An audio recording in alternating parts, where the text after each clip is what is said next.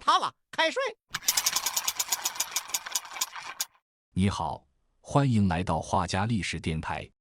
近日，印度洋國際公海上剛結束多國海軍演習返航的伊朗德納號護衛艦，毫無預警遭美軍核潛艇發射的重型魚雷擊中，短短數分鐘便攔腰斷裂沉入深海。這是二戰後美軍潛艇首次用魚雷實戰擊沉敵艦，攪動了全球地緣局勢。誰能想到，如今在公海上刀兵相見、不死不休的美伊兩國，在70年前卻是中東地區綁定最深、親密無間的盟友。1953年一場政變後，伊朗徹底倒向美國，開啟了兩國長達26年的蜜月期，到70年代達到頂峰。彼時，伊朗是美國在中東最死心塌地的鐵桿盟友，沒有之一。你敢信嗎？美國把當時全球最先進的 F-14熊貓戰鬥機賣給了他，除美國海軍外，全球獨此一家，連北約核心盟友都拿不到這個待遇，還手把手幫伊朗建核設施、傳核技術，連濃縮鈾相關技術與燃料都敢提供。伊朗末代國王穆罕默德是歷任美國總統的白宮座上賓，被美國定位為波斯灣憲兵，是美國中東霸權的頭號支柱。短短幾十年，兩國從親密盟友變成不死不休的死敵，從核技術合作到為核問題刀兵相向，從美國親手扶持的代理人，到如今美國必欲除之的反美標杆。這中間到底發生了什麼？為什麼美國一手養大的中東小弟，最終成了自己半個世紀裡最棘手的對手？今天這期視頻，我們從頭梳理美伊跨越世紀的恩怨史。2026年這場席捲中東的大規模軍事衝突，根本不是偶然的摩擦，更不是一時的意外擦槍走火，而是一場醞釀了整整70年的總爆發。一切的仇恨種子，就是1953年英美在德黑蘭策劃的那場政變說起。所有故事的源頭，都始於1953年那場代號為阿賈克斯行動的政變。這是美國第一次在中東親手推翻一個民選政府，也是伊朗人對美國仇恨的真正起點。在講這場政變之前，我們先搞明白，二戰剛結束時，伊朗和美國本無深度綁定，怎麼會走到這一步？20世紀初的伊朗還叫波斯，是英俄瓜分勢力範圍的半殖民地，其中英國牢牢攥着伊朗的經濟命脈石油。當時的英伊石油公司，也就是今天的石油巨頭 BP， 壟斷了伊朗全境的石油開採權。這份合同極其苛刻，伊朗作為石油原產國，每年只能拿到石油淨利潤的16%，連查賬資格都沒有。英國員工在伊朗享有治外法權，伊朗政府無權管轄。二戰結束後，全球民族獨立運動風起雲湧，伊朗人再也忍不下去了。1951年，伊朗議會全票通過石油國有化法案，推動這一法案的就是伊朗歷史上最受民众愛戴的總理穆罕默德·摩薩台。摩薩台出身貴族，卻一生為伊朗底層民眾發聲。他上台後第一件事，就是把英國控制的石油產業收歸國有，想用石油收益給伊朗修學校、建醫院、搞基建。伊朗民眾空前支持他，卻徹底觸怒了英國。英國第一時間凍結伊朗在英資產，派軍艦到波斯灣施壓，聯合國際石油巨頭全面抵制伊朗石油，伊朗石油出口瞬間歸零，經濟一落千丈。但摩薩台扛住了壓力，伊朗民眾寧願日子苦一點，也始終站在他這邊。英國發現自己根本搞不定摩薩台，轉頭就拉來了美國。一開始，美國根本不想管這件事。剛上台的艾森豪威爾政府，滿腦子都是冷戰遏制蘇聯，不想因為英國的石油利益把伊朗推到蘇聯那邊。但英國人反覆給美國洗腦，一口咬定摩薩台是親蘇左翼分子，再不動手，伊朗就會變成蘇聯的衛星國。恰逢冷戰對抗升級，美國終於鬆口，由時任中情局局長艾倫·杜勒斯牽頭，接手了推翻摩薩台的任務。這裡要跟大家說一個關鍵冷知識：阿賈克斯行動是 CIA 成立後首次在和平時期成功推翻主權國家民選政府的政變。可以說，美國在全球的政變黑歷史就是從伊朗這裡開了頭。中情局的操作堪稱陰謀教科書，他們花重金收買了伊朗軍隊將領、議會成員、報社編輯，還有德黑蘭的巴扎商團與街頭幫派勢力，一邊通過媒體鋪天蓋地抹黑摩薩台是蘇聯傀儡，一邊派人偽裝成摩薩台的支持者，打砸宗教場所，故意挑撥宗教勢力和摩薩台的關係。最關鍵的一步是他們搞定了伊朗國王穆罕默德·里薩巴列維。當時巴列維權力受限，性格優柔寡斷，中情局連哄帶嚇，告訴他要麼配合罷免摩薩台，要麼就等着被推翻流亡。巴列維猶豫再三，最終簽署了罷免摩薩台的國王令。1953年8月15日，第一次政變嘗試失敗，巴列維嚇得連夜流亡伊拉克，隨後輾轉逃往意大利。但中情局沒有收手，8月19日，第二次政變正式爆發。被收買的軍隊和街頭勢力衝上德黑蘭街頭，和摩薩台的支持者爆發混戰，最終佔領總理府，摩薩台被捕，被判3年監禁。出獄後一直被軟禁到去世。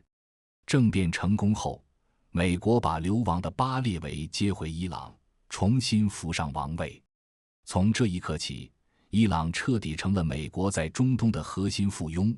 巴列維也成了美國最聽話的代理人。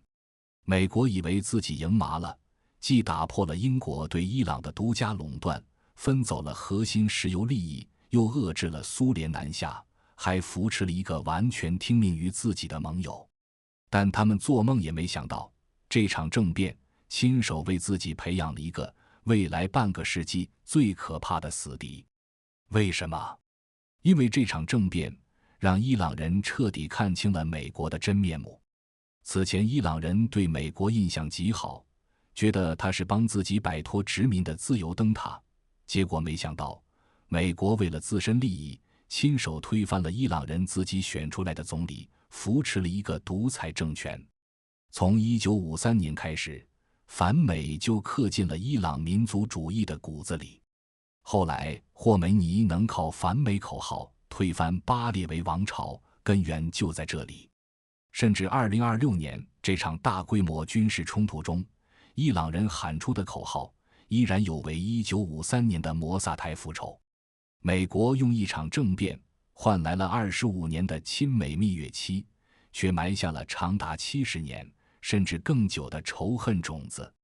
1953年政變之後，美伊關係進入了長達25年的黃金蜜月期。這段時間的伊朗是美國在中東最核心的地區代理人，部分待遇甚至連北約核心盟友都望塵莫及。巴列維徹底倒向美國，開放全國軍事基地，保障對美穩定供油，無條件支持美國的中東動作，成了美國官方認證的波斯灣憲兵。作為回報，美國給了伊朗空前的扶持。軍事上，剛列裝美國海軍的頂尖 F-14熊貓戰鬥機，轉頭就賣給伊朗79架，配套的不死鳥導彈交付了700多枚。這款戰機，美國連北約盟友都不賣，唯獨給了伊朗。除此之外， F-4、F-5戰機、M60坦克、戰略運輸機，美國幾乎要多少給多少。26年間，按當時幣值累計軍售超200億美元，把伊朗武裝成了中東頂尖軍事力量。更諷刺的是核技術。1957年起，美國就和伊朗簽了核合作協議，給伊朗援建核反應堆，培訓核科學家，甚至提供了93%豐度的武器級高濃鈾燃料。1972年，尼克松訪德黑蘭時親口承諾，伊朗的核計劃美國全力支持，要什麼給什麼。你沒聽錯，今天美國拼了命要阻止伊朗掌握核技術，可當年正是美國親手為伊朗打開了核技術的大門，堪稱搬起石頭砸自己的腳。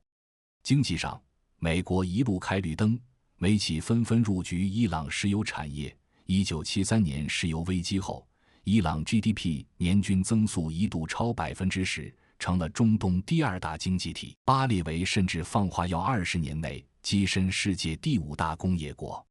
這段時間的巴列維堪稱中東最風光的統治者。1971年，他為紀念居魯士大帝建立波斯帝國2500周年，在波斯波利斯遺址舉辦了一場全球頂級奢華慶典，豪掷3億美元，宴請了全球數十個國家的王室、國家元首與政要，奢華程度震驚世界。可就在這場慶典的幾十公里外，伊朗的農民還在住茅草屋，食不果腹。德黑蘭的貧民窟裡，幾十萬工人擠在沒有水電的棚屋中，一街之隔的富人區，王室成員、美國高管住着帶花園泳池的別墅，過着紙醉金迷的生活。巴列維靠着美國的支持坐穩了王位，卻忘了水能載舟亦能覆舟。他推行的白色革命看似是推動伊朗現代化、世俗化、土地改革、女性投票權、普及教育，全是利好，實則大多是浮於表面的花架子。更要命的是，巴列維為了維護獨裁統治，成立了臭名昭著的秘密警察組織薩瓦克。這個組織由美國中情局和以色列摩薩德親手訓練，專門抓捕、迫害反對者、酷刑、暗殺、監禁，無所不用其極。整個伊朗長期籠罩在白色恐怖之中。伊朗人恨巴列維的獨裁，更恨背後撐腰的美國。積壓多年的怒火，只差一個火星就能引爆。點燃這一切的，就是伊朗什葉派最高宗教領袖霍梅尼。霍梅尼是伊朗什葉派最高宗教領袖，1963年因公開反對白色革命被捕，1964年被巴列維流放出國，先後流亡土耳其、伊拉克，最終定居法國。這一流放就是15年。在流放期間，霍梅尼通過錄音帶向伊朗民眾傳遞自己的主張，核心只有2句話：推翻巴列維，趕走美國。霍梅尼的話精準戳中了伊朗人積壓多年的怒火，越來越多的伊朗人把他奉為精神領袖，推翻巴列維的呼聲一天高過一天。1978年，伊朗爆發全國性大抗議，數百萬民眾衝上街頭，喊着打倒巴列維，美國滾出去的口號，全國徹底癱瘓。巴列維派軍隊鎮壓，反而火上澆油，最終軍方高層宣布中立，拒絕執行鎮壓命令，巴列維徹底失勢。此時的巴列維唯一的指望就是美國，他反覆向美國總統卡特求助，希望美國出兵幫他鎮壓，給他撐腰。但美國此時已經徹底動搖。卡特政府上台後推行人权外交，巴列維的獨裁統治早已讓美國在國際上顏面盡失，加上直到1978年底，美國才終於意識到巴列維政權已經無力回天，再強行支持他，只會讓伊朗未來的新政府徹底倒向蘇聯，和美國不死不休。最終，美國給巴列維的答覆是：我們無法干預伊朗內部事務，你最好主動流亡海外。這句話相當於美國親手拋棄了自己扶持了25年的盟友。1979年1月16日，巴列維帶着家人登上飛往埃及的飛機，永遠離開了伊朗，先後輾轉多國，最終前往美國治病。1年後便在開羅病逝，到死都沒能再回到故土。1979年2月1日，流亡15年的霍梅尼乘坐法航班機回到德黑蘭，數百萬伊朗人湧上街頭迎接，整個德黑蘭萬人空巷。2個月後，經全民公投，霍梅尼正式宣布廢除君主制，成立伊朗伊斯蘭共和國，伊朗歷史翻開了全新的一頁。美伊之間25年的蜜月期，也隨着巴列維的倒台徹底走到了盡頭。但誰都沒想到，接下來發生的一件事，會讓美伊從反目前盟友徹底變成不死不休的死敵。霍梅尼剛上台時，美國其實還想挽回。卡特政府保留了駐伊朗大使館，試圖維持接觸，穩住關係。畢竟伊朗戰略位置至關重要。霍梅尼雖然痛罵美國是大撒旦，但政權初建，根基不穩，也不願立刻徹底決裂，雙方保持着最低限度的接觸。真正引爆一切的是卡特政府一個致命決定。1979年10月，美國允許流亡海外、身患癌症的巴列維入境治病。消息傳回伊朗，全國徹底炸鍋。在伊朗人眼中，巴列維是獨裁者、賣國賊，理應回伊朗受審。美國當年扶持他上台，如今又庇護他，等於公然踐踏伊朗主權。霍梅尼順勢公開激化對立，將美國塑造成伊斯蘭革命的頭號敵人。1979年11月4日，德黑蘭大學生衝進美國大使館，扣押52名外交人員作為人質。這就是震驚世界的伊朗人質危機，持續444天，徹底鎖死美伊關係。學生要求很明確，交出巴列維回伊朗受審，歸還巴列維王室在美資產。美國徹底震怒，大使館外交人員與館舍享有不可侵犯權，扣押外交人員，在國際法上近乎宣戰。卡特迅速反擊，凍結伊朗120億美元資產，石油禁運，全面制裁，驅逐伊朗外交官。但伊朗毫不讓步，人質危機成了卡特政府的噩夢，支持率一路暴跌。被逼無奈，他下令特種部隊強行營救。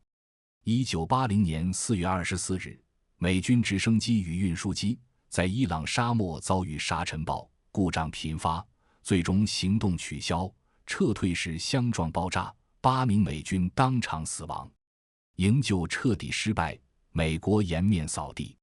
此後美伊多次談判無果，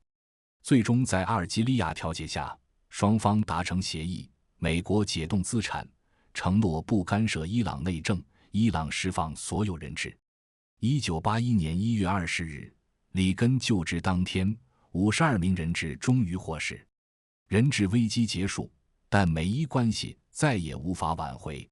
對美國，這是國恥，一個中東國家扣押外交官444天，讓超級大國蒙羞。從此，強硬反伊成為美國政壇共識。對伊朗，這場危機徹底擺脫美國控制，鞏固了革命政權，反美從此成為立國之本。兩國徹底走向不死不休的對立面，而隨後爆發的兩伊戰爭又給這份仇恨添上了一筆血淋淋的新賬。1980年9月22日，伊拉克總統薩達姆侯賽因趁伊朗伊斯蘭革命後政局動盪，軍隊遭大規模清洗的窗口期，對伊朗發動全面空襲，次日發起地面全面進攻，兩伊戰爭正式爆發。這場持續8年的戰爭是二戰後中東傷亡最慘重的常規戰爭之一，兩國軍民死亡人數超100萬，總傷亡超270萬，經濟損失超6000億美元，最終以兩敗俱傷的雙輸結局收場。而美國在這場戰爭中的所作所為，讓伊朗對美國的仇恨徹底刻進了骨子裡。戰爭爆發初期，美國表面宣布中立，延續1979年人質危機後對伊朗的官方全面武器禁運，私下卻默許以色列通過第三方向伊朗秘密輸送武器與戰機零部件，維持兩伊戰場的消耗平衡。對仍在知恐名單上、尚未恢復外交關係的伊拉克，美國雖維持官方武器禁運，卻已悄悄為軍民兩用物資出口鬆動口子。1982年1至2月，伊朗發起伊瑪目霍梅尼行動，大規模反攻，重創伊拉克軍隊，收復大片失地。美國眼見伊拉克瀕臨戰敗，於1982年2月26日將伊拉克從知恐名單中移除，徹底倒向伊拉克。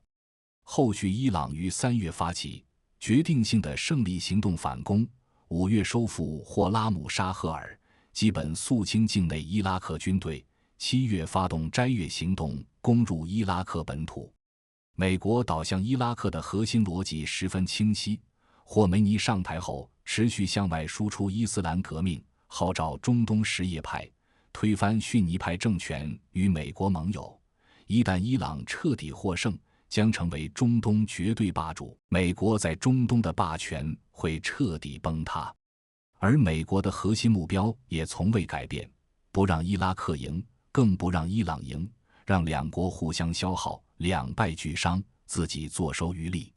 為達成這一目標，美國幾乎手把手幫伊拉克作戰。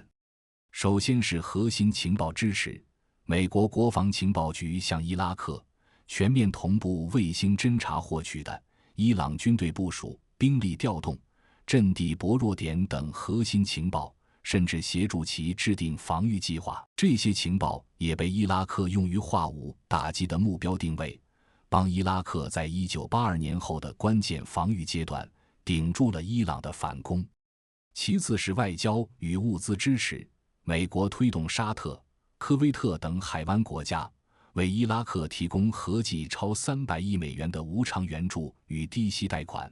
同時直接向伊拉克出口大量軍民兩用物資。美國对伊拉克大規模生產、使用化學武器全程知情。1988年3月，伊拉克对哈拉卜贾平民發動化武屠殺後，在安理會專門點名譴責伊拉克的決議草案中，美國是唯一投出否決票的國家，直接為伊拉克的戰爭罪兜底。戰爭後期，美國更是親自下場，與伊朗軍隊在波斯灣直接開戰。1987年，兩伊互相襲擊油輪，波斯灣航道安全受到嚴重威脅。美國以保護油輪航行自由為借口，派海軍進入波斯灣，為改掛美國國旗的科威特油輪護航，名義上中立護航，實則全程針對伊朗。美軍在波斯灣頻頻發難，炸沉伊朗布雷艇，摧毀伊朗海上石油平台，與伊朗海軍多次爆發正面衝突。1988年4月18日，美國發動代號螳螂行動的軍事打擊，僅用1天就擊沉、重創伊朗8艘艦艇，重創伊朗海軍核心戰力，使其徹底喪失波斯灣制海主動權與對美主動進攻能力。而接下來發生的事件，成了伊朗人心中永遠無法癒合的傷疤，至今仍是伊朗反美宣傳的核心，也是2026年戰爭中伊朗人最響亮的復仇口號之一。1988年7月3日，伊朗航空655號航班，一架載有290名乘客和機組人員的空客300民航客機，從阿巴斯港起飛，飛往迪拜，全程在民航固定航線正常爬升飛行。事發時，美國海軍文森斯號導彈巡洋艦早已闖入伊朗領海，卻向這架客機發射了2枚防空導彈，飛機瞬間解體墜毀，機上290人全部遇難，無一生還。事件發生後，美國第一時間狡辯，稱誤將民航客機認作伊朗 F-14戰鬥機，謊稱客機未回應呼叫，正向軍艦俯衝，屬於正當防衛。但後續國際民航組織的調查證明，美國從頭到尾都在撒謊，客機全程在民航航線飛行，始終處於爬升狀態，正常回應民航管制頻率呼叫。文森斯號雖在軍用、民用2個應急頻率呼叫，但全程僅以伊朗空軍 F-14指代目標，從未通報655號航班的正確編號。客機機組根本無法識別呼叫對象是自身，而文森斯號的雷達系統完全能識別出這是民航客機。可即便證據確鑿，美國始終沒有道歉，沒有認錯，沒有追究任何人的責任。艦長羅傑斯不僅未因擊落事件受到任何追責處罰，回國後還因任內服役表現，獲頒海軍優異服務勳章。美國政府甚至聲稱其操作符合規定。直到1996年，美國才勉強支付1.318億美元和解金，卻始終沒有正式道歉，更沒有承認自身罪行。這件事對伊朗人的打擊是毀滅性的。在伊朗人眼裡，美國就是徹頭徹尾的邪惡大撒旦，為了自身利益，連手無寸鐵的平民、滿載兒童的民航客機都敢擊落，事後還拒不認錯。1988年8月20日，兩伊正式執行聯合國安理會598號停火決議，全面停火，雙方回到戰前邊境線。這場8年的戰爭，伊朗付出了數十萬人死亡的代價，經濟遭到毀滅性打擊，而這一切的背後，處處都有美國的影子。伊朗人永遠記得，美國在這場戰爭裡是如何支持伊拉克針對自己，如何為伊拉克的化武戰爭罪兜底，如何親手重創伊朗海軍，如何擊落民航客機，虐殺290名無辜平民與機組人員。美伊之間的仇恨，1953年美英政變埋下種子，1979年人質危機徹底發芽，到兩伊戰爭，已然長成了無法拔除的參天大樹。兩伊戰爭落幕時，冷戰已走到盡頭。1991年1月海灣戰爭，美國重創伊拉克軍隊，將其逐出科威特。同年12月蘇聯解體，美國成為全球唯一超級大國，沒了蘇聯在中東的戰略制衡，對付伊朗愈發肆無忌憚。冷戰結束後，美國逐步收緊對伊朗的絞索，最終祭出全面制裁。1995年，克林頓總統簽署行政命令，對伊朗實施全面貿易與投資禁運，禁止美企與伊朗開展非人道主義外的幾乎所有商業往來，凍結伊朗在美所有資產。1996年，美國出台達馬托法，將長臂管轄全面延伸至对伊制裁領域，不僅自己制裁伊朗，還對在伊朗能源領域投資超4000萬美元的外國企業實施連帶制裁，借美元金融霸權強行延伸單邊制裁，即便遭到歐盟阻斷條例的強烈反制。美國這麼做的核心原因是冷戰結束後，伊朗成了美國在中東的頭號對手。1989年霍梅尼去世，但伊朗伊斯蘭政權始終牢牢掌控國家，反美依舊是立國之本，持續在中東構建什葉派反美抵抗聯盟，挑戰美國的中東霸權。美國的目標很明確，用全面制裁拖垮伊朗經濟，激化內部矛盾，最終推翻伊斯蘭政權。但美國沒想到，制裁不僅沒搞垮伊朗，反而讓伊朗反美情緒愈發強烈，更逼得伊朗堅定了和技術自主的路線。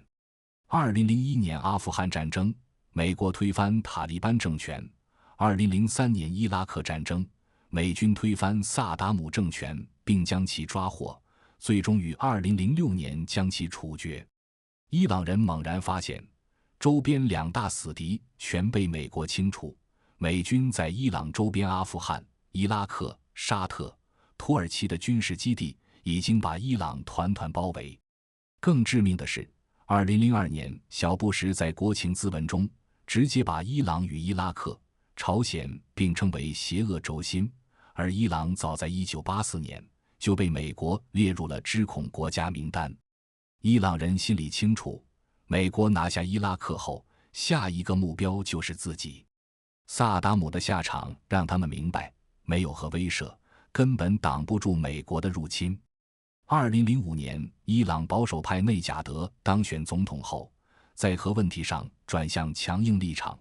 2006年1月，伊朗正式恢復終止2年多的鈾濃縮相關核燃料研發，核計劃全面加速。2011年，利比亞的卡扎菲2003年放棄核計劃，換來了西方和解，最終仍在美國主導的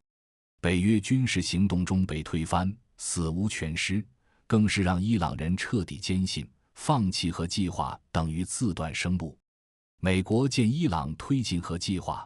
立刻聯合歐洲盟友加碼制裁，聯合國安理會也通過多項決議，要求伊朗停止鈾濃縮活動。伊朗態度同樣強硬，我擁有和平利用原子能的合法權利，絕不停止鈾濃縮，你越制裁，我越要推進。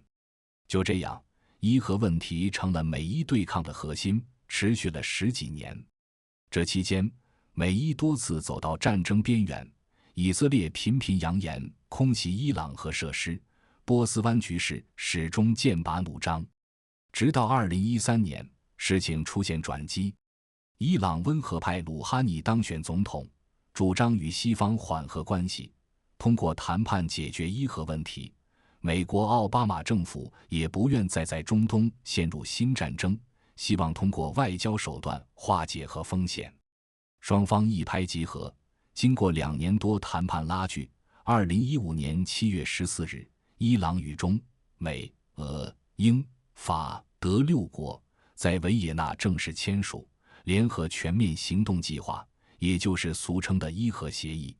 聯合國安理會隨後通過2231號決議為協議背書。這份協議的核心內容非常清晰，伊朗承諾嚴格限制核活動，把鈾濃縮豐度鎖在 3.67% 以下，拆除大量鈾濃縮離心機，縮減核設施規模，接受國際原子能機構的全面保障監督核查。作為回報，聯合國終止此前針對伊朗核問題的制裁決議，歐盟全面解除和相關制裁，美國暫停豁免所有和相關對伊制裁。伊核協議簽署時，全世界都鬆了一口氣，所有人都以為持續10幾年的伊核問題終於迎來解決曙光，美伊長達36年的對抗終於有了緩和的可能。協議生效後，伊朗和相關制裁解除，石油出口快速恢復，經濟顯著回暖，民生改善，溫和派支持率一路走高，美國也不用再擔心伊朗核風險，得以從中東抽身，把戰略重心轉向亞太。看起來一切都在向好發展，可誰也沒想到，這份來之不易的和平協議，從正式生效到美國退出，僅僅維持了不到3年，就被唐納德·特朗普單方面宣布美國退出，徹底打碎了美伊緩和的核心窗口。2016年，特朗普當選美國總統，成了美伊關係的又一個轉折點。特朗普上台之後，核心目標之一就是推翻奧巴馬的政治遺產，而伊核協議正是奧巴馬最核心的外交成果。特朗普從競選時就多次抨擊伊核協議是美國歷史上最糟糕的協議，稱協議對伊朗過於寬容，無法阻止伊朗核能力提升，還讓伊朗獲得大量資金支持中東什葉派武裝，威脅美國和以色列安全。無論歐洲盟友如何勸說，聯合國如何表態，也不管國際原子能機構多次證實伊朗履約，特朗普仍執意退出伊核協議。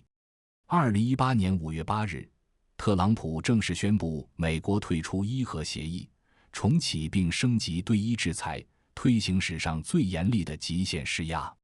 特朗普的極限施壓極為嚴厲，首先是石油制裁，美國要求全球各國停止進口伊朗石油，違者將遭刺激制裁，連中國、印度等大國也不例外。這直接掐斷伊朗經濟命脈，石油出口從協議期日均約250萬桶，跌至不足100萬桶，最低時不到50萬桶，石油收入暴跌約 90%。其次是金融制裁，美國將伊朗主要銀行踢出 SWIFT 國際結算系統，伊朗對外貿易嚴重受阻，近乎被孤立於全球金融體系之外。同時，美國凍結伊朗海外資產超1000億美元，伊朗央行資產也被凍結。還有個人制裁，伊朗總統、外長、革命衛隊指揮官等高官悉數被列入制裁名單，甚至最高領袖哈梅內伊也被制裁。2019年，美國首次將一國正規軍隊伊朗伊斯蘭革命衛隊列為外國恐怖組織。特朗普的意圖很明確，用極限施壓拖垮伊朗經濟，引發內部動盪，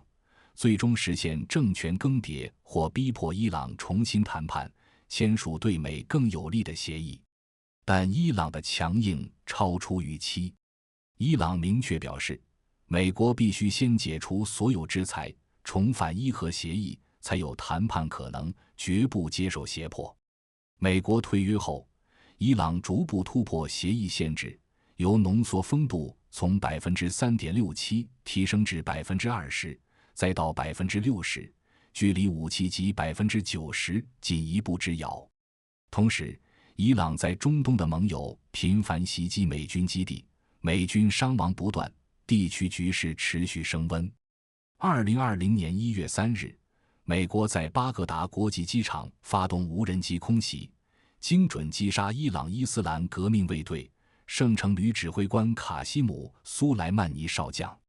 蘇萊曼尼是伊朗2號人物，軍隊靈魂，中東什葉派武裝核心人物，在伊朗國內威望極高，被視為民族英雄。美國暗殺蘇萊曼尼，突破國際法底線，震驚世界，相當於對伊朗公開挑釁。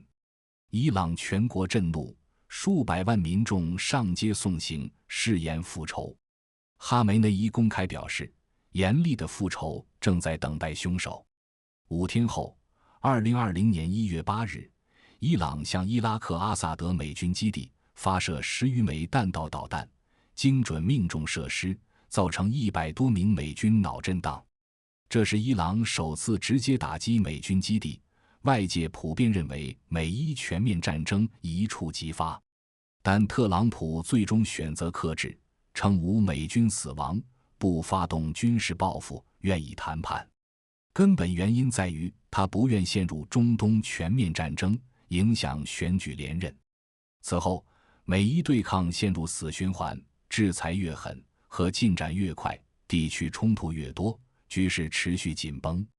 2021年拜登就任，外界期待美國重返伊核協議。美伊在維也納多輪談判，但最終破裂。分歧在於，美國不願徹底解除所有制裁，伊朗拒絕先停止鈾濃縮，雙方寸步不讓。加之以色列極力阻撓，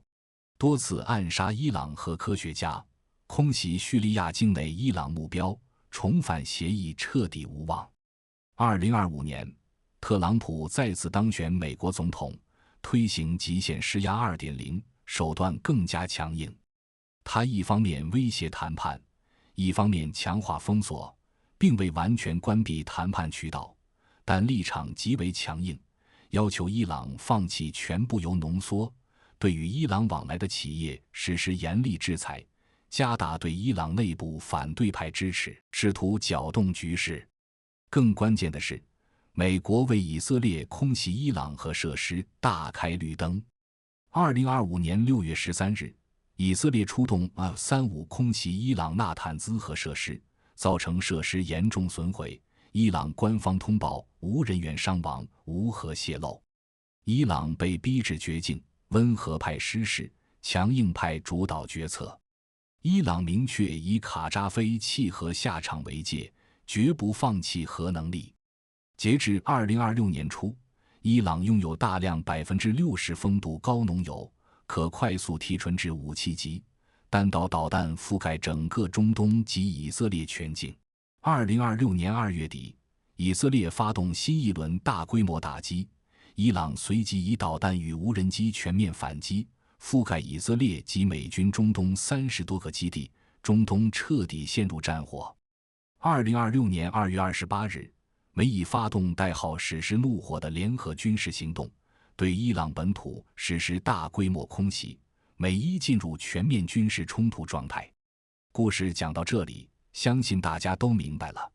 ，2026年的這場全面戰爭絕非偶然衝突、擦槍走火，而是一場醞釀了整整70年的總爆發。